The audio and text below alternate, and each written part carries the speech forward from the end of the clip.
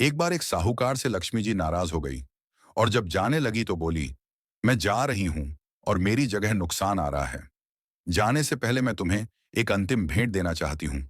मांगो जो भी चाहिए। सेठ बहुत समझदार था। उसने कहा, मेरे परिवार में आपसी प्रेम बना रहे हैं। लक्ष्मी जी ने तथास्तु कहा। कुछ समय बाद सेठ की सबसे छोटी बहू खिचड़ी बना रही थी। उसने खिचड़ी में नमक डाला और कुछ और काम करने लगी। इसके बाद दूसरी बहू आई और उसने भी उसमें नमक डाल दिया।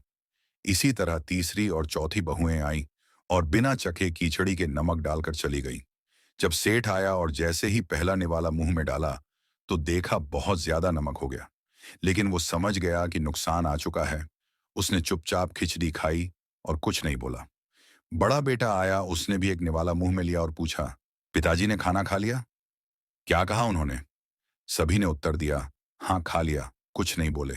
अब लड़के ने सोचा, जब पिताजी कुछ नहीं बोले तो मैं भी चुपचाप खा लेता हूं। इस प्रकार घर के अन्य सदस्य एक एक करके पहले वालों के बारे में पूछते और चुपचाप खाना खाकर चले जाते।